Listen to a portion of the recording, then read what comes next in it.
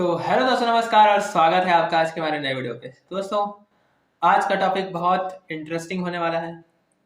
वैसे तो मैं लगातार वीडियो अपलोड नहीं कर पा रहा हूँ और मुझे टाइम ही नहीं मिल पा रहा दोस्तों, क्योंकि ड्यूटी मेरा अभी शेड्यूल जो है पूरे तरीके से फिक्स नहीं हो पाया है।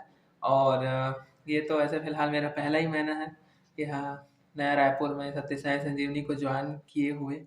तो आज का जो टॉपिक है, जो थंबनेल में आपने देख ही लिया होगा, कि होता ये है कि जब आप फर्स्ट ईयर में होते हो या फिर सेकेंड ईयर या फिर थर्ड ईयर में, या फिर आप डिग्री कंप्लीट कर लिए हो, रजिस्ट्रेशन आपका आने वाला है और आप जॉब करना चाहते हो, आपके पास पैसे का प्रॉब्लम है, फाइनेंशियली आप उतना स्ट्रांग नहीं है घर के साइड से, आप एक मिडिल क्लास फैमिली से बिलोंग करते हैं और आप एक अच्छा डॉक्टर बनना चाहते हैं, अच्छा क्लिनिकल एक्सपीरियंस लेना चाहते हैं। आज इसी टॉपिक पे हम लोग बात करेंगे।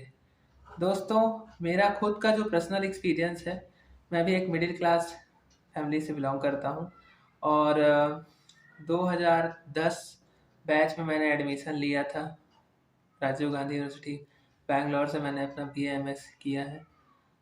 तो दोस्तों, कंपटीशन तो उस समय भी था और आज भी है। कंपटीशन कभी कम नहीं हुआ है, कंपटीशन हमेशा बढ़ा ही है।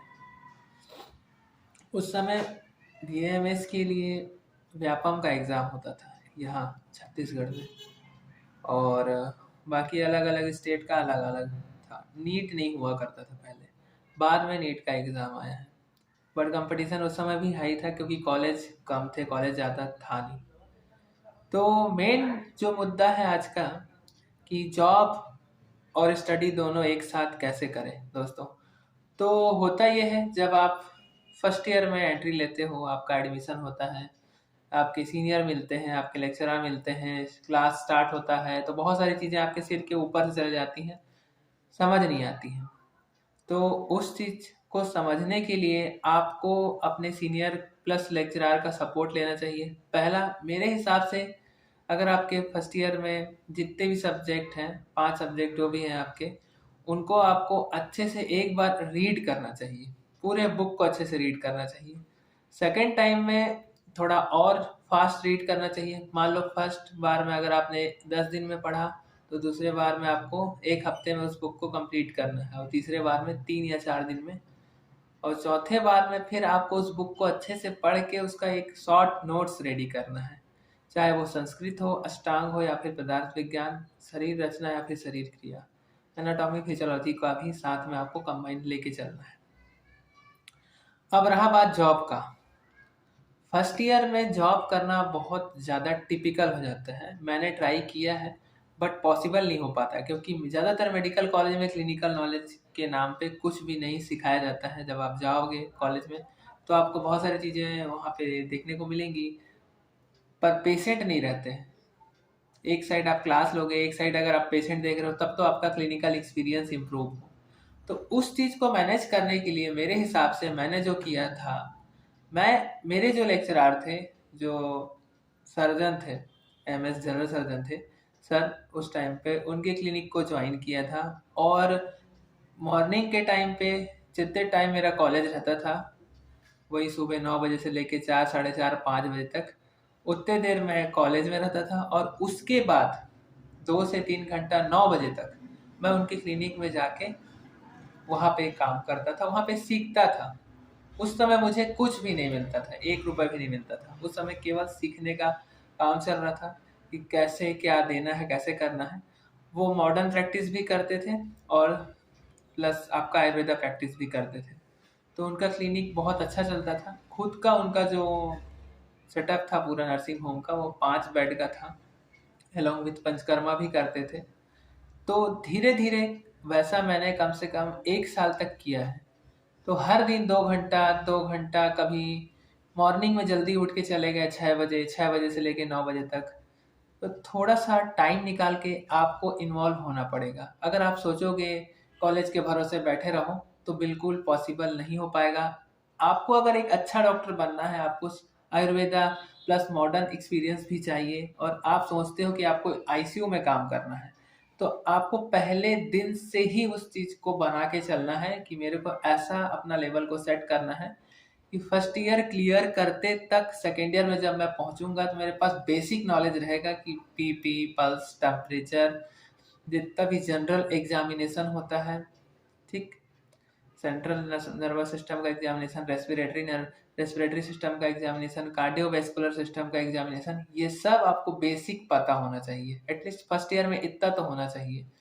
सेकेंड ईयर में क्या मेडिसिन के साइड इफेक्ट्स, डोज, क्योंकि सेकेंड ईयर में ही आपको द्रव्य गुण भी पढ़ना होता है, फार्मेकोलॉजी, तो साथ में आप मॉडर्न का केडी त्रिपाठी भी साथ में पढ़ सकते हो, थोड़ा थोड़ा करके उसका एक शॉर्ट नोट्स बना सकते हो, मैकेनिज्म ऑफ एक्शन का, इंडिकेशन का, कॉन्ट्रा इंडिकेशन का।